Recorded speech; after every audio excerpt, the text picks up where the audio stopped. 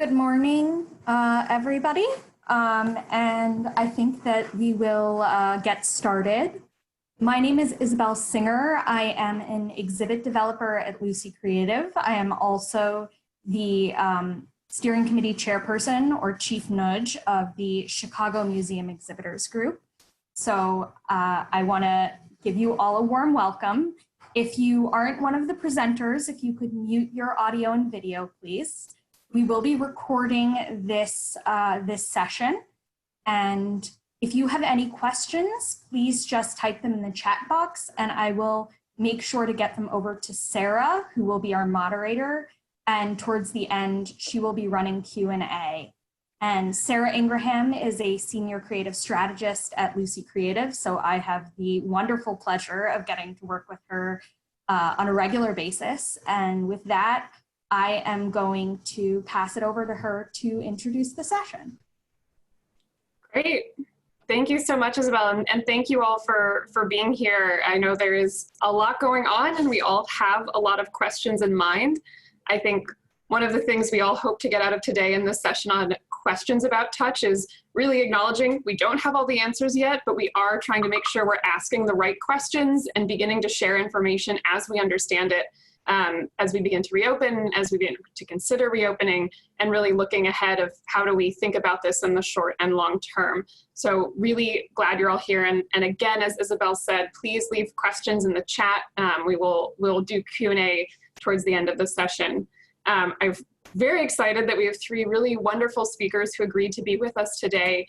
And I thought it would be great to start by going around, if you could each introduce yourselves and just say a little bit about the role of hands-on interactivity in how your institution and your approach to education has been, and thus the role it takes in your institution. So Dave, you are in my upper left corner, so let's start with you.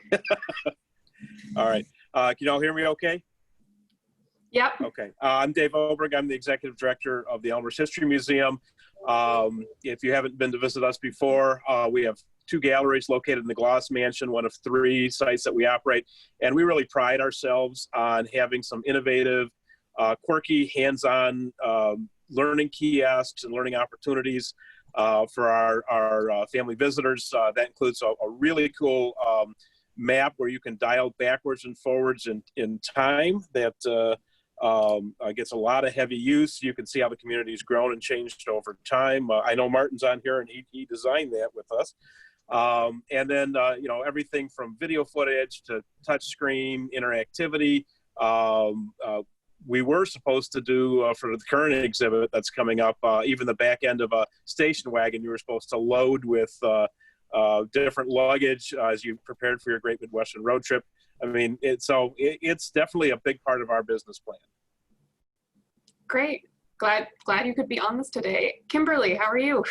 Hi. Fine. Thank you. I'm at DuPage Children's Museum, and everything we do is hands-on and interactive. So every single exhibit we have has some sort of touch component to it.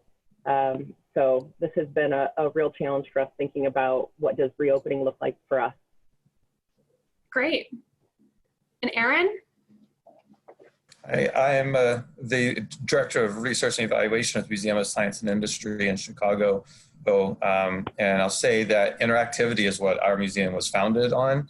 Our founder, Julius Rosenwald, went to Germany about a century ago and went to the Deutsches Museum and saw that it was interactive, and his kids loved it, and came back and said, something like this doesn't exist in the United States, so I want to build one. So it's been part of our DNA and core ever since. And as a science educator, I know that in the last 30 to 40 years, it's became more and more clear here that hands-on activities, interactivities, and realistic experiences are much more effective at teaching people about science than the old rote methods. So it's also part of our education activities as well. Wonderful. So yeah, so it's a very important thing, and we're trying to figure out how to keep that going in the current climate. And I think from questions that we've gotten ourselves and from the CMEG community, we sort of fall into two big questions that I want to dive right in with. One is, what should we be doing? What should we be doing right now? That there's certainly a sense of, you know, where we're at today as we think about reopening. What are some of the first questions we should be understanding as we reopen these hands-on engagements and wanting to keep that educational value? Don't know who wants to dive in first. I think one of the most important things that we're looking at right now is what is the science telling us? And I think over the last 3 months, we've seen a lot of changes in the perspectives of where that was. And I think my real awakening was just, I think about a week and a half ago, as we started looking at books and thinking about how do we put books on, because we were ready to pull all the books off of our floor. And we had somebody out of Atlanta on one of the children's museums call that said, no, the head of pediatric immunology or epidemiology in Atlanta said paper transmission is not a factor. And I said, okay, wait a minute, where is that coming from? Because this is the first time I've heard that. So then we started diving into, and now it's starting to come out more on the news, is how much is transmission possible through touch and through surfaces? And I don't think that there's a really good solid answer to that right now. And I don't think it's going to change necessarily our approach to thinking about opening in terms of the amount of cleaning or extra cleaning that we'll be doing. But I think it's really important to understand what the risk factor is from any of these touch surfaces for everything that we do. Because museums are not going to be the same if we take touch out of the equation, but we can increase the amount of cleaning so that everyone feels safer about what's happening and emphasize the science behind all of those surfaces. All right. Yeah, you know, we have to recognize that, you know, this thing is not going to last forever. So any of the temporary measures that we take now doesn't mean that we're going to be eliminating, you know, touch as part of our experience in the museum world. You know, we're looking, you know, right now I just put our phased reopening plan up before the folks at DCEO, because if you read the governor's guidelines over the weekend, museums aren't included at all. Retail is probably the closest fit we have right now. But I'm trying to look at what, you know, reopening in potentially phase 3 looks like, reopening in phase 4 looks like. You know, phase 5, where we have a vaccine, herd immunity, therapeutics, things like that, it's a much easier answer. We can go back to doing a lot of the things, you know, the way we did before, I think. But we did a hard pivot for the current exhibit that's coming up. You know, we've really peeled back the interactive components for right now. We're going to do, it's a road trip themed exhibit called the Great Midwestern Road Trip. So we're going to do one of those little car bingo type games, but it'll be a card stock, disposable scavenger hunt you can do through the gallery with a golf pencil that you can take home with you or throw away, so we're not reusing anything. Potentially using styluses for a couple of interactives, looking at QR codes for a couple of interactives so you can do it remotely. Maybe doing we're looking at a photo backdrop where you can take your photo, you know, your picture with your camera using your own filters and post it to social media. And some of that's old school interactivity we kind of said goodbye to a while ago, but at least it allows something, ambient music, video footage. And we're going to look at our interactive map and we're going to put it in teacher or demonstration mode and just do some pop-up demonstrations of it from time to time. So at least there's still that feeling of interactivity while we're in phase 3 and phase 4. Yeah, I can talk a little bit about some of the data we have. There are a number of surveys being done around the country on visitor and intent to come back to museums and what matters to them. And so far, some of the early results, it seems really clear the two things people are most interested and concerned about are crowds first and sanitation second. And then everything else falls by the wayside. But that message of crowds really comes out as number one. Standing in line, having people crowded around a space. So I wonder if the interactivity, it's a little bit, touch is still important, but almost I would think about the crowding aspects of people being bunched around a space as being maybe more important now. And that you may want to think about how to design the spaces around the interactive so that people can get to them while supporting the social distancing that we're being asked to do. I want to mention something Sarah and I talked about a couple of weeks ago is my big concern, and Dave alluded to this as well, is we don't want to throw the baby out with the bathwater. We've got decades of research showing that this interactivity stuff works. People love it, but they learn better by it. And a few weeks ago, there was a lot of discussion in social media and stuff about getting away from that, finding alternatives to it. And as Dave said earlier, people are going to come back. This data in these surveys show that the vast majority of people, over 90%, are intending on coming back within 1 year. They're basically going to wait until a vaccine or appropriate therapies are available to everyone. So it'll be a while, but they are planning on coming back. And when they come back, I think they're going to expect what they had before, and they're going to be really disappointed if it's not there. And so it's just, how do we pivot? How do we do this appropriately? But I don't think it's a major revolution in how we should be doing things. In the short term, there are things like Dave talked about that you can mitigate. And I like what Kim was saying earlier about the strategies behind it, about you got to keep that there, but you got to keep it science-based as well, because even if guests aren't too worried about touch, we need to be worried about that on their behalf.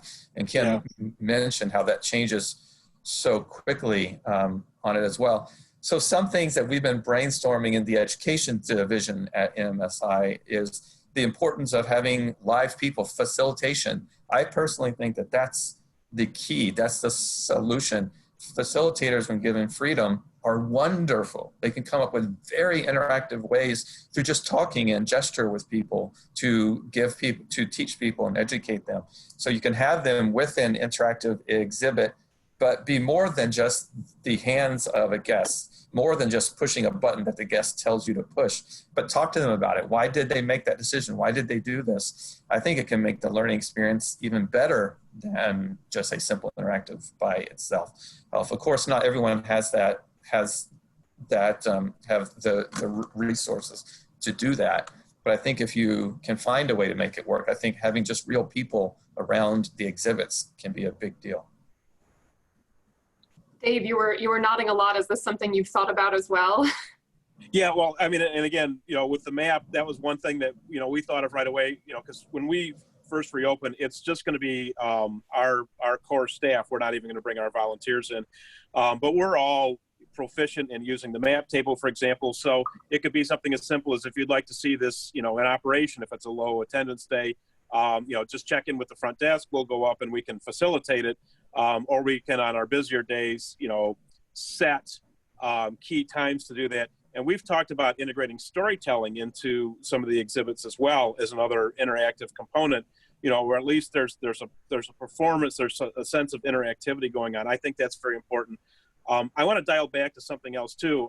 In our phased reopening plan, we're going to do time tickets with a set start and end time. You're going to be able to get those online. And that's going to help us control how many people are in our galleries in the beginning, so that we don't end up with overcrowding at one or two particular stations. And we're actually integrating our temporary exhibit. We're integrating social distancing into that. So things are going to be a little more spread out and a little different looking than a typical temporary exhibit we do. But I think it's incumbent on all of us to think about that, at least in these early stages. So I think we're hearing a lot of interesting strategies around not changing the exhibits themselves necessarily, but how we are interacting with them. So it sounds like one is certainly how are those distributed, and others through the use of live facilitators. Are there other strategies for repurposing how guests engage in exhibits that have come to mind as you're working through this reopening? One of the ideas that we're contemplating is this idea that visitors would either be able to purchase or be given a kit of their own supplies to use through the museum as they go through. So we have a number of different exhibits that use different types of balls. So maybe you get your own balls when you come in, so that you're always only engaging in your own materials, or whatever materials are put out in between uses are used at that table. And then when your family gets done with them, they go into a cleaning bin and new supplies come out, so that there's always this constant source of new loose parts that come just for your family and then are cleaned in between uses. So that's one of the ideas that we're contemplating right now. think one question that popped up just as we were talking about this, which is very timely, is the use of disposables. And is there any concern around sustainability, or are we really, because we're looking at this as a short-term solution, is really the focus on guest safety? We're in the middle of developing a traveling exhibit right now, and based on travelers that we've received from other museums that come with high amounts of consumables, it's a huge concern for us because, number one, it's budget. We didn't expect to have to purchase the number of consumables that we've purchased, and then it just kills us watching all of this paper just basically go into recycling. And so we're trying to balance right now as we're developing new exhibits that are going to be coming out probably before we even have a vaccine. How do we create something that doesn't scare people about using it on a touch basis, but doesn't increase the amount of waste in the world?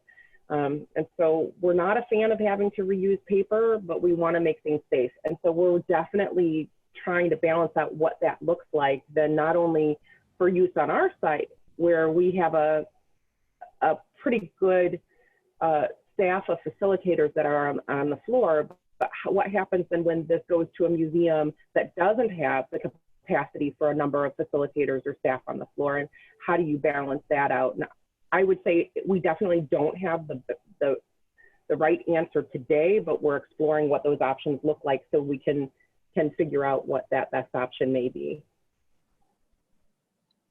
Yeah. You know, one thing that, boy, I love having these discussions because you just never know where an idea is going to come from. So as I saw this whole thing of recycling coming up, you know, again, this silly little road trip bingo thing we want to do, which is just kind of a family fun, interactive activity. There's no reason why I can't design that as a downloadable Write PDF document of some sort. So if you chose not to use a paper copy, you could just do it right from your screen. You could bring your iPad and hop on my Wi-Fi. You can bring in your iPhone, and there's no consumables then. And that's not really a hard thing to do. So it's worth a consideration, I think. You know, our consumables we were looking at was largely just cardstock paper and these little golf pencils. You get 1,000 in a box, kind of a thing. But I do think it is worth considering the impact of the environment a little bit. And Kim, by the way, we're doing, we used to do Museum Maker Mondays. We're doing Museum Taker Mondays now. You're taking home the kits, kind of like what you suggested. So it's just a way to keep that spirit alive while we can't have groups sharing, paintbrushes and things like that. So. So we're getting a lot of questions, as you'd expect on this topic, about technology and how technology, are there technology solutions either in apps or iPads, Dave, as you were mentioning, or in a lot of questions around gesture technology. Is there a thought of repurposing current exhibits to interfaces that are gesture-based, touchless, in both your current exhibits and as you think about planning for the future?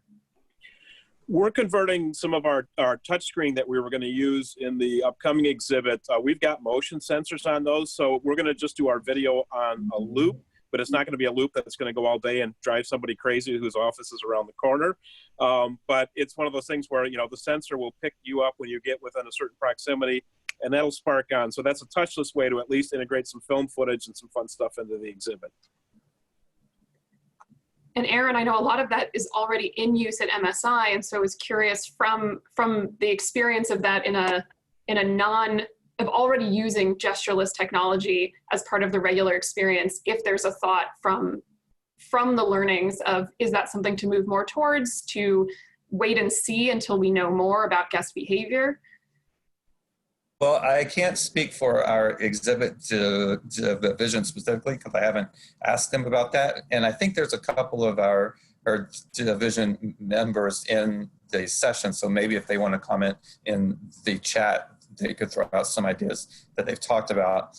But I can tell you, we've talked in the education area about, using cell phones more, and I know that one or two people mentioned that in the chat as well.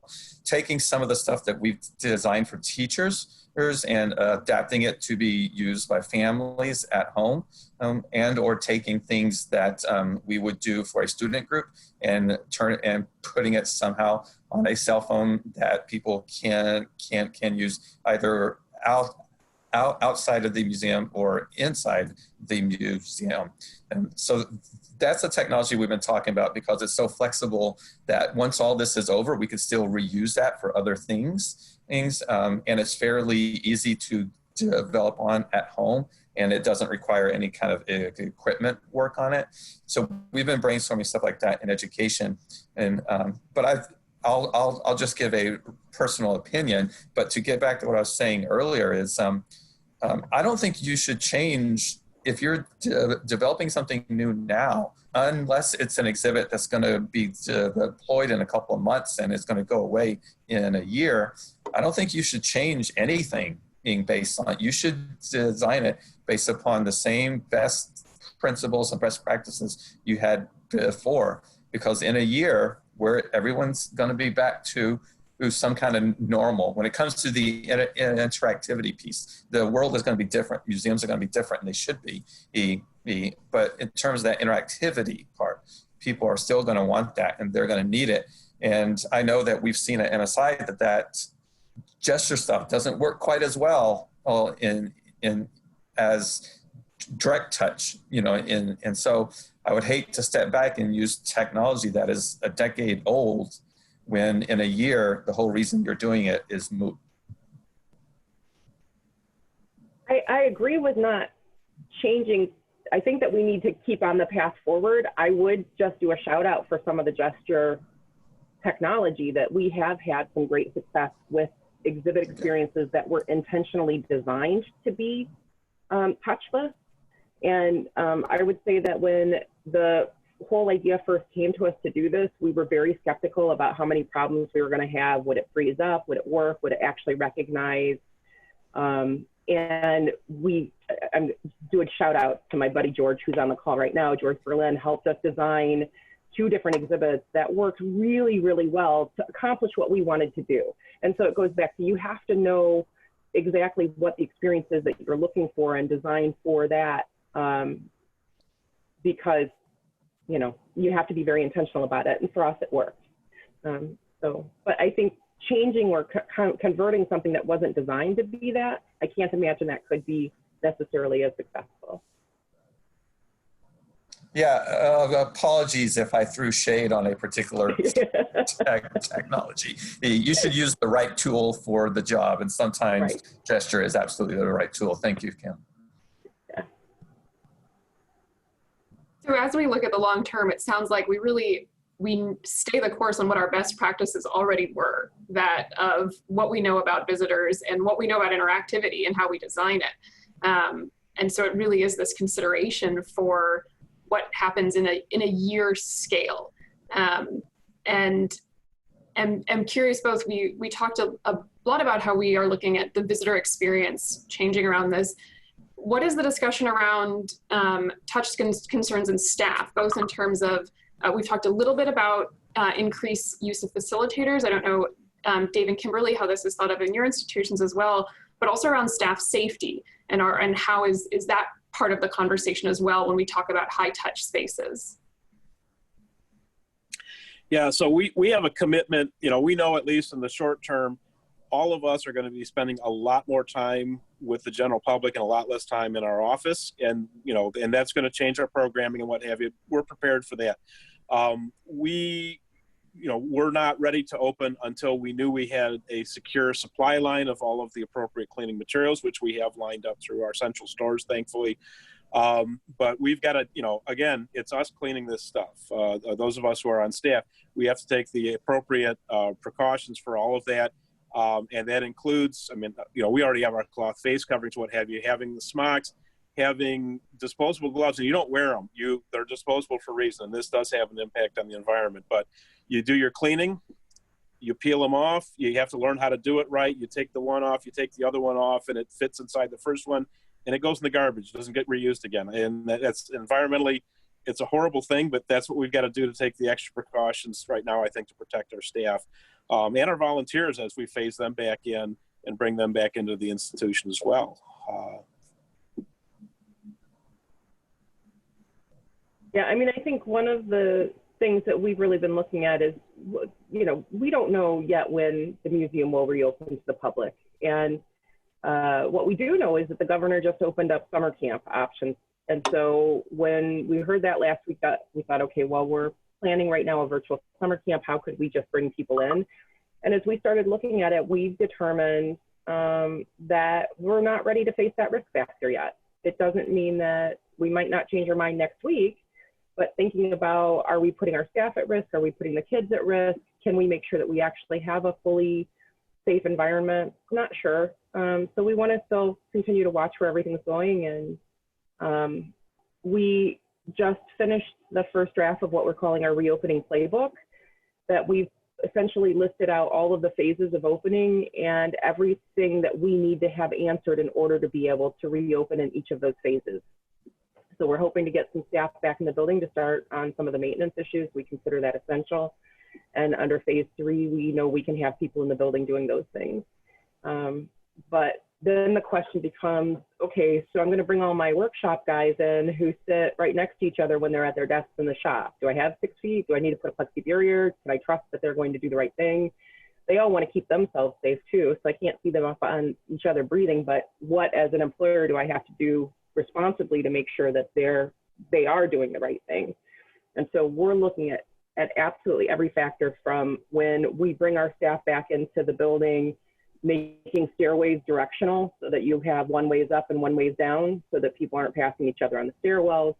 And looking at the break room is going to be a huge issue as to what happens with whether people are allowed to consume food on site, and just trying to get the answers to those kinds of questions of just having them in the building, let alone what happens when they start interacting with the public.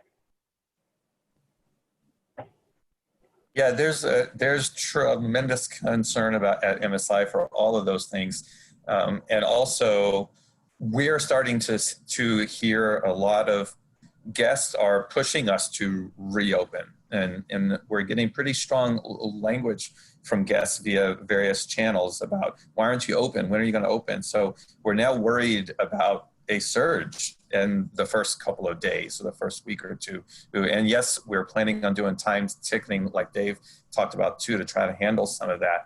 But I know that a lot of the frontline staff, the front office staff, is concerned about that first group of guests who come in are going to be the people who have personalities that are less concerned about COVID. And we are worried that they're going to frankly be very, very pushy around staff. And how are we going to handle when we require you to wear a mask and people say no and raise their voice? So there's actually a lot of security discussions going on around that as well. And in terms of our offices, our building is not going to be open until guests come in, because it's just too expensive of a building to keep open and on it. And so when guests come in, I suspect that a large number of our office staff will still be working from home. So even if we open, let's say in September, I'm still planning on working from home probably until the new year. Yeah, we're still, giving the option for a lot of our folks to work from home or to do staggered shifts or do flex time, so that not too many of us are in one place at one time. And we're, I was gonna say, we're gonna do some de-escalation training before we open our door too, because I want to be prepared and proactive in case you get some people who decide, well, this mask thing doesn't apply to me. I think that's going to be really important for safety as well. And again, in addition to that ceiling, which we're already publicizing, while we don't know exactly what the day is, we do know what our first phase, our soft reopening looks like. We're setting aside the first hour of our day for vulnerable populations as well, so that our seniors and those with, particular conditions, can come in to the museum when it has just been robustly cleaned. And while we'll be cleaning throughout the day, is probably at its most pristine for the entire day as just one extra measure. I think that's important. We ought to consider alternate entrances for vulnerable populations too if you're at a bigger facility. I think that would be an important step. Absolutely. Are there other, you've mentioned a little bit about as we start seeing crowds and how we think about addressing those, are there on the guest facing side of things, as you think about reopening, are there at the museum scale, so as opposed to within how an exhibit may change at the scale of operations? We've talked about time tickets. Are there other concerns around crowds and or mitigations that you're thinking as you look to these reopening plans? Well, one thing we've brainstormed is having guests wear color-coded armbands or color-coded gloves or something like that, so that we know which group belongs together. And so if groups start mixing, staff can know when to jump in and ask them to separate, or when that separation might be actually okay if it's parents with kids, for example. But no decision has been made at MSI about any of that stuff. We're still in the brainstorm phase. I guess another good question is, a couple of you have mentioned the sort of some of the different resources you're looking to, whether it's what is the most current science or what are other institutions doing. Are there resources that you would recommend, knowing that right now we're in a big data gathering, knowledge sharing period that you have been finding particularly useful in this time?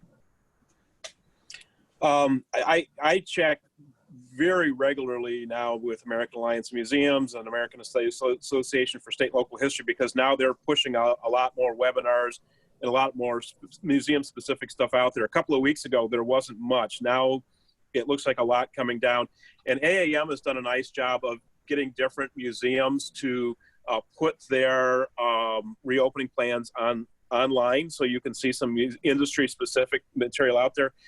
At the end of the day, there is no substitute for looking to the CDC, looking to your local health department, your county health department, looking at Illinois Department of Health, and talking to the folks from DCEO too. I mean, that's going to give you a lot of information. And right now, it's like drinking from a fire hose as far as that stuff goes. But you can sign up. I think CDC, you can sign up for automatic updates on the latest information coming out, so you don't have to physically be looking for it all the time. It'll come to your email. Go to the CDC website. You'll find where you can sign up for these periodic updates. I think that's important too. And we ran our phased reopening plan. We ran it past our fire department. We're running it by DCEO. We're running it by our health officials, just to make sure we're not missing anything. I think again, the science is the most important thing at the end of the day.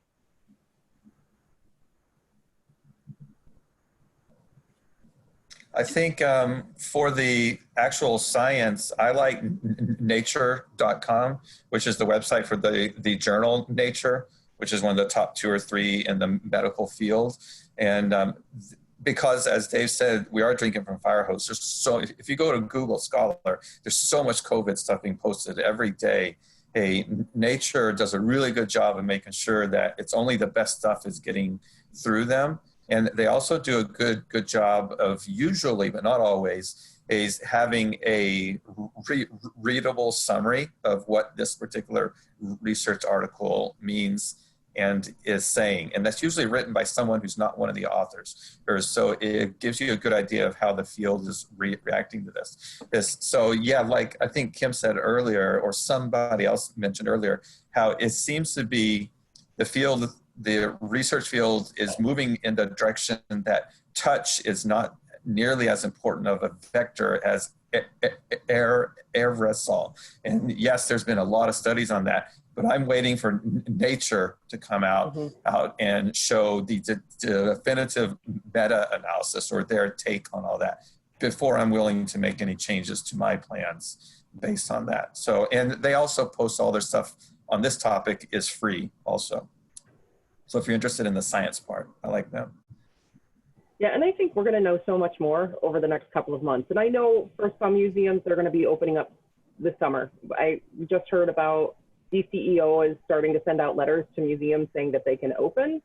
And everyone's going to make their own decision about when it's best for them, their topics, their audience. But I think we're just going to know a whole lot more in the next couple of months as all of that science gets vetted. Absolutely. One question that came through in the chat was how, knowing that your different audiences across the three of you span different age groups, how are you considering the challenges or opportunities with different ranges of ages? Do you see different approaches being needed with different age groups in your visitors? Well, my visitation tends to skew a little older. It's fairly typical for history museums, I think. While we do a lot of family-friendly stuff, you know, I can tell you that probably 40% of my attendees rate themselves at 50 or older, and there's a lot of them that are above the age of 65, which has now been classified as one of the vulnerable populations. And that's one of the reasons why we specifically decided to set aside the first hour of every day for vulnerable populations, because we've got to make that extra effort for these folks. And in the first couple of weeks, we're going to see how it goes. And we may adjust that. We might expand that. We might change our hours. And, you know, we're steering everybody towards our website right now and less using print media because, you know, we got to be nimble and we've got to change pretty quickly on all of this. Boy, nimble is the word of the day, Dave. That I mean, that's one of the things that we keep talking about is this idea of being able to adapt and look at what's happening. For us, while we are a children's museum and our average child visitor is 4.5 years old, we span the spectrum, right? So over the last couple of years, as more and more grandparents are involved in childcare, our grandparent audience has grown exponentially. And we see so many more grandparents bringing the babies in and bringing the young children in. So the question is what's going to happen to childcare once people actually finally get back to work, right? And then how is that going to impact our audience in terms of thinking about our most vulnerable are those under 2s and the over 65. Yeah. And yet that under 2 audience is critical for us. That's the most important time in a child's life for play. And so we can't make them wear masks. Masks are not going to be effective on children under 3 in terms of their ability to maintain wearing a mask. Anyway, so there's a whole question about what's going to happen to that audience and whether they're even willing to come back into the museum. One of the things that I can say is the week before everything shut down, we watched our attendance every day drop, as I'm sure everybody did. But what else we saw in the museum was that everybody who was choosing to come out was being so responsible. They were carrying wipes with them. They had sanitizer. They were wiping, like I got on the elevator one day to wipe off all the buttons and everyone was like, don't worry about it, we already did it. Like and the attendance in the museum was small enough that everybody was already maintaining distance away from one another. And so the people who were choosing to be out were doing all of the right things. What we don't know is this drive for people who aren't taking this serious. Like you said, Erin, if you're going to have the surge of people at MSI, they're like, yeah, we're so glad to be back there. Whether they're going to do the right thing when we all return to operating normally. And so how do we prepare our teams to address that issue of people not maintaining distance or doing what we're asking them to do? Yeah, I don't think we've had any discussions that I've been a part of where we specifically talk about any age-related or focused changes or policies that we enact, other than where we just expect kids to be kids, and we need to prepare for that. But other than that, we haven't really talked about it in any discussion I've been in. One thing that both from what all of you have said, and Kimberly, your use of nimble made me think of this, is staff training, is both in terms of how we're engaging with the public in a different way, in terms of being able to have flexibility. How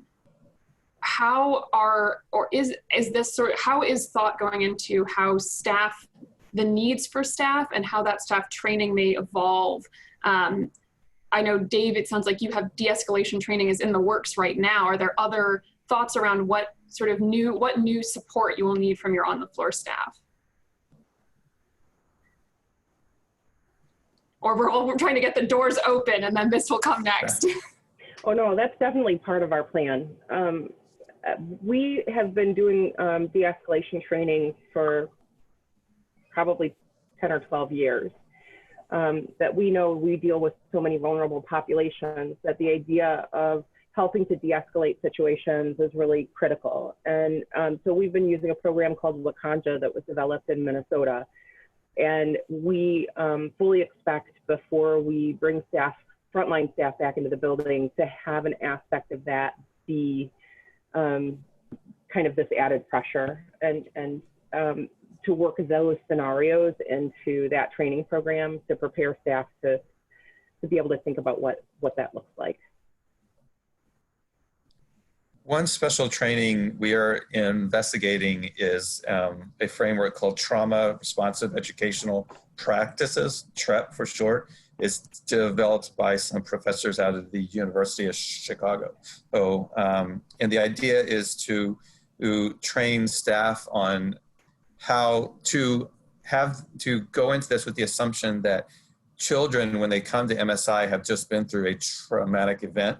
Many of them will still be going through a traumatic event, and their activities, their behaviors, their expectations, their responses, everything is going to be a little bit different because of that. So how can we be better prepared to support them at the museum through this? So we're currently, some of us are going through our own training around TREP. And if anyone is interested, you can Google it and it'll be your first hit, Trauma Responsive Educational Practices. And they have an online training that they're offering free through August as part of their response through COVID. I've gone through like maybe 2/3 of it, and I think it's awesome. And I think it'll take about a day or a day and a half for someone to go do it. But and that's kind of the first start in this. So a lot of us are doing that, and frankly, we're trying to write grants to get money to bring in the TREP staff to actually do a deeper training of us over the course of many years, because we think this is something that if you're serving the youth in Chicago, you should be prepared for anyways. So it's kind of like the socio-emotional learning support aspect of staff training as well. One question that comes up in the chat, and to this point of, so many of us are writing grants right now, reliant on grants, seeing what the future of these things looks like, and facing very limited resources. And there's no way to sugarcoat what's happening right now in the industry in terms of the limitation and the impact. Given that, where, particularly for our smaller museums with very, very limited resources already, what areas do you think you should most invest in is almost the wrong term, but where is the focus for limited resources in as we think about reopening? Where do you think you can get the most, or where should the focus be? Dave debates this every day over breakfast. Yeah, pretty much. Boy, I don't know. I'm going to take a step back and take a little more of a macro approach to this. And if you, wearing my other hat as Vice President of the Illinois Association of Museums, one of the things we've been doing right now is we had a virtual museum day. I hope some of you participated. If you didn't, it's not too late. If you go to the website, you can find a lot of material there. We've been talking to our state elected officials about the need to bring back the Illinois Public Museum operating grant program, not the capital grant program, the operating grant program, which went away in 2002. Because right now, bricks and mortar are nice, but a lot of our museums need the resources just to keep staff and just to keep going. So if it's not hard, we'll give you the tools. Go to the Illinois Association Museum website, but talk to your elected officials about the need to do that right now, because those funds are desperately needed. I don't know right now where the stimulus 4 package is on the federal level, but there was supposed to be some more PPP money in there for smaller institutions. It's worth trying to swing for it if you can. The only thing is the first round, I don't know how many of you got it, if anybody. It went really fast. So you got to be alert. You got to be prepared to hit the ground running on this thing. I will tell you, as far as my resources go right now, just to conserve energy and to conserve resources, obviously we're not doing a lot of big splashy programming. for big groups because we can't. And so I'm refunneling that money right now into just making sure we've got enough staffing to keep the doors open and to keep people coming in and having a good experience, and moving a lot of stuff online in the meantime, downloadable scavenger hunts and history hunts through the neighborhood, just as a point of connectivity with our public. And don't overlook your donors as a significant source for funding your operations right now. The number one reason people do not donate to an institution is because they are not asked. I know we're in tough times right now, but this is where some of your donors and sponsors can really come through for you. You gotta ask. You might have to change the ask. Keep in contact with them right now. Let them know what you're doing. Let them know all the good stuff you've been doing, even when you've been shut down. Have that communication piece. So that there's an opportunity to go for them for potential support too. Keep them close. I think the other thing that we can't underestimate is understanding why we exist and making sure that we're connecting to our public in a way that's meaningful. That we can't let people just think we closed our doors and went away. Right? So every day we're trying to reach out and make sure that we are having meaningful connection with our members, our visitors, our, as you mentioned, our donors, our sponsors, our community group, that the work that we're doing every day, I feel like I'm working harder than ever from home, balancing the work that is so important and critical to what we do every day, and then, you know, living our family life as well while we're trying to work. That, it's important that that gets communicated out to all of those important stakeholders in your organization. Yeah. Knowing your why is more important now than ever before. And be ready for things to be very different, and be ready to change yourself, focusing on your mission and what's important to you. But don't let the default being, let's try to get back to the way it was before. From the first day, our leadership's been telling us there is not going to be a return to normal, period, or at least within the education division. And a lot of the things that we had been thinking about, yeah, we should be doing it, and we're slowly moving towards that direction to be a more community-focused museum, for example, now is we have to do that, and we have to do it right now. This is what the community needs, and this is what we need to stay viable. And that's part of our mission now. So think about whatever your mission is, and think very creatively about how you can do it differently on the other end. And again, I'm not saying to go away from interactivity, but like they were saying, that's a more strategic question. How can you use interactivity differently now? And I would turn that question back to the three of you, is how could you use interactivity differently now? There's a really robust conversation happening in the chat around play and around the value of play. And so since we took a sort of very dark detour, wanting to, as we get towards the end of our time, think about, you know, the value of what we do in terms of engaging our audiences through interactivity and play. Are there things you're hopeful about getting to the opportunity to create through the push, the need to do it? In a different way?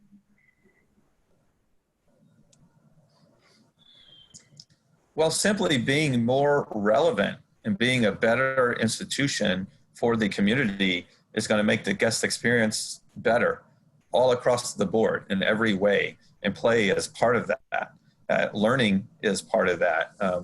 The operational experience is part of that.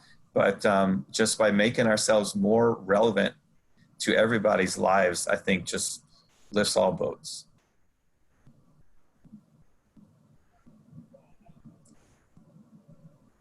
Kimberly? Oh. Sorry, the dog started barking.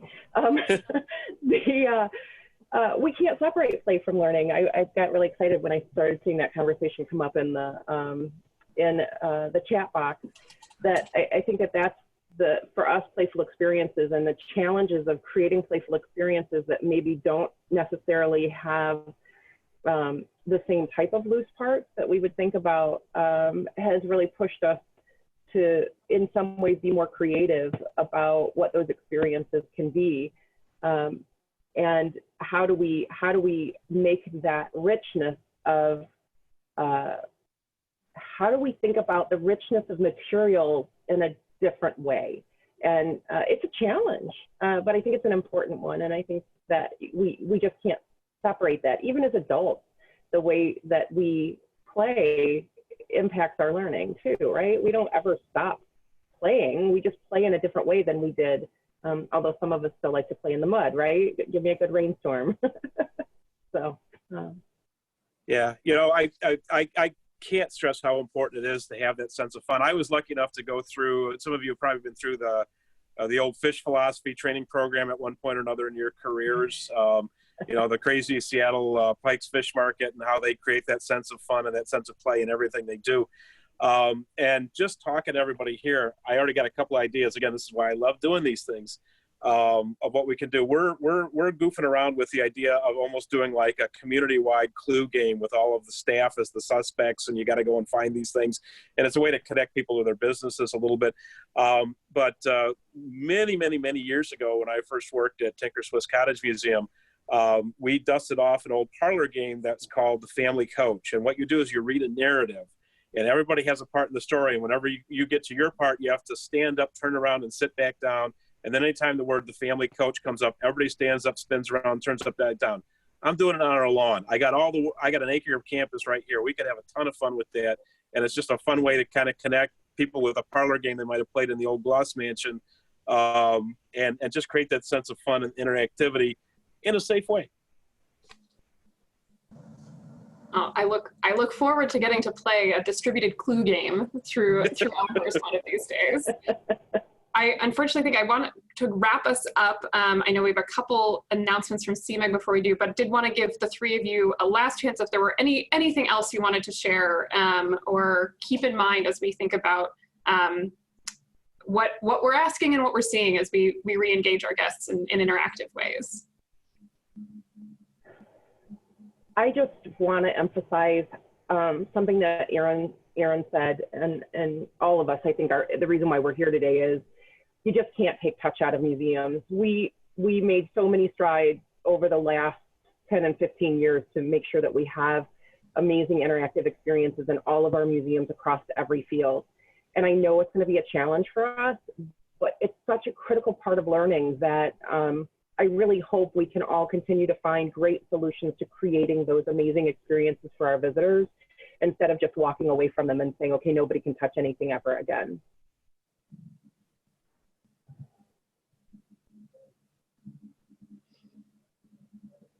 Yeah, and if I can just plug the use of, again, live facilitators, try to use them with your interactives when you can. I think they bring a really important element.